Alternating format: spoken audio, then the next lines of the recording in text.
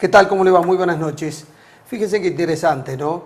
El peronismo es un elemento que ayudó a la configuración de la identidad obrera y a la desconfiguración de la identidad obrera. No es lo mismo Perón que Menem, ¿eh? Perón revaloriza la identidad del trabajador, la identidad obrera, con todos los beneficios sociales relacionados al mundo del trabajo. Y le decía al trabajador que era la fuerza social nacional por excelencia y que además era el trabajador el motor del progreso de la Argentina, no la inversión, no el capital.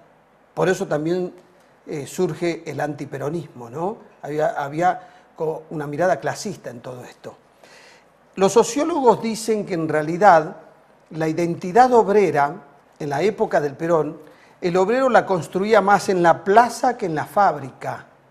Tenía más conciencia de clase obrera cuando estaba en la plaza vivándolo a Perón o cuando iba a escuchar su discurso que cuando estaba trabajando.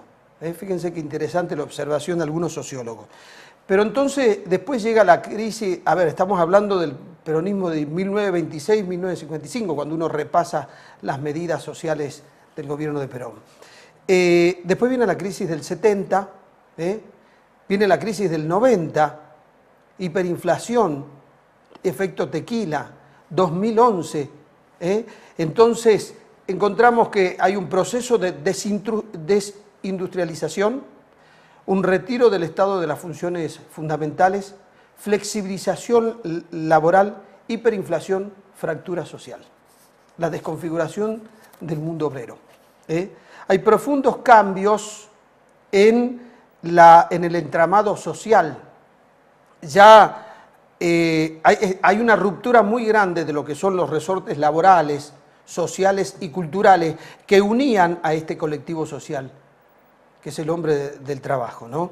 Entonces el mundo urbano ya deja de ser una referencia del mundo del trabajo. Antes, en el mundo urbano vivían los que trabajaban, el marginado estaba más bien en la zona rural.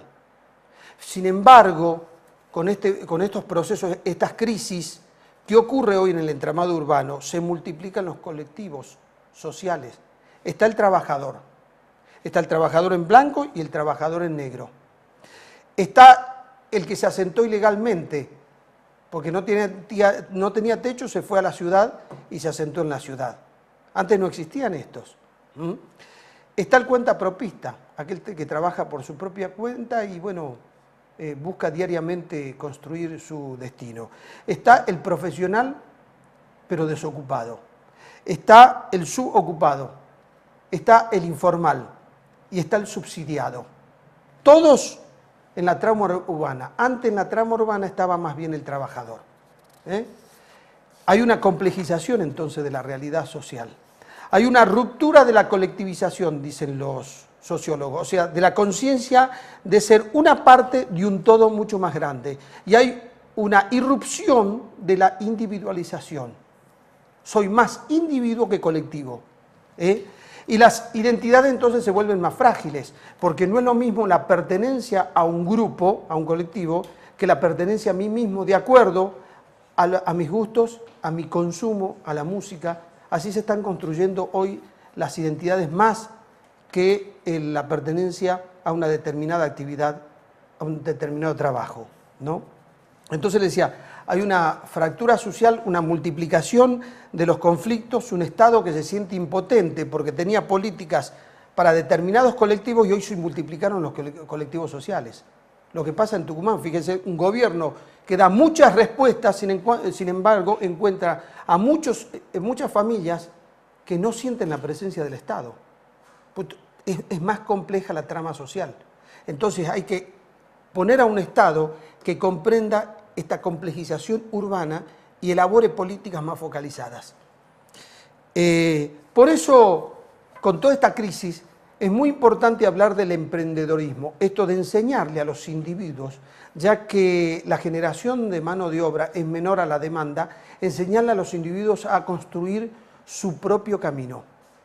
No dependan del ofrecimiento de un trabajo, sino que generen su propio trabajo, su propio emprendimiento. Nosotros hemos conversado en varias oportunidades acá con el titular de la Cátedra de Emprendedorismo de la UNSTA, con Eduardo Ricovelli.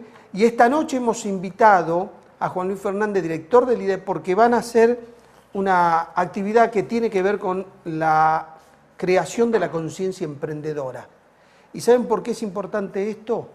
Porque es una forma de crear una identidad, una de las tantas que pueden existir en la sociedad. También vamos a tener la palabra de Osvaldo Jaldo, que ya está en nuestros estudios, y de José Cano, nota que hemos grabado porque él tuvo que viajar a Buenos Aires. Después de los auspicios vamos a comenzar a desarrollar estos temas.